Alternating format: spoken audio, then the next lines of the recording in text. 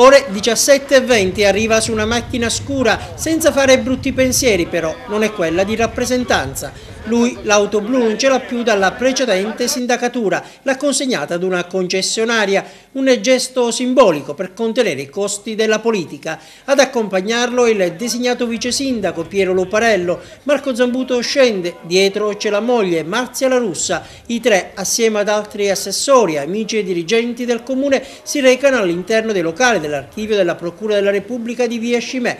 Qui Zambuto e la consorte si sganciano dal gruppo e guadagnano il centro dell'aula.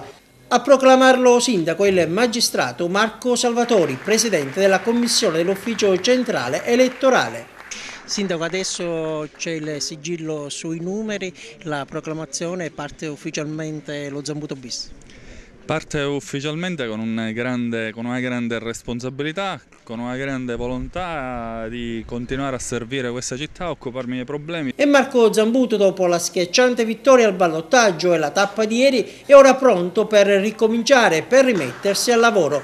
E già il primo pensiero corre alla definizione della giunta, sì, perché Vittorio Messina ha deciso di restare alla guida della Camera di Commercio. Il dottore Messina, diciamo, da quando io l'ho designato, aveva detto appunto di apprezzare questo impegno come un segnale al mondo del commercio e come un segnale al mondo delle attività economiche, quindi chiaramente insieme individueremo la persona che dovrà rappresentare al meglio questa categoria. E un'altra donna importante che ieri durante la cerimonia di proclamazione è stata al fianco di Marco Zambuto è la mamma, la signora Maria Parisi. Sono venuto, ho fatto di tutto per poter essere qui. Ecco, cosa prova in questo momento? Marco rieletto. Sì, Marco è rieletto, sono molto emozionata, sono contenta, sto pensando tanto a mio marito che sarebbe stato felice pure lì, pure qui con noi, però ci guarda da lassù sicuramente. Marco ha dedicato la vittoria a suo marito. Sì, l'ho sentito, quella sera ero pure con lui e non poteva fare altrimenti perché lui lo sa quando papà teneva a lui, a questa sua passione che ha avuto sempre da piccolo per la politica e quindi sicuramente anche lui il primo pensiero è stato per papà. Cosa si sente di dire agli agrigentini?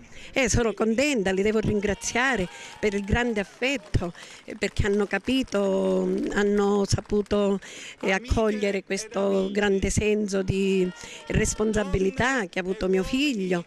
Io li devo ringraziare tutti, gli agrigentini, per il calore, l'affetto, questo affetto che sentivo ogni giorno crescere sempre di più.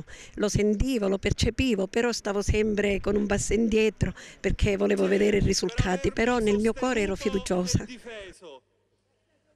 Grazie per aver sostenuto e difeso la città di Agrigento e i suoi veri interessi.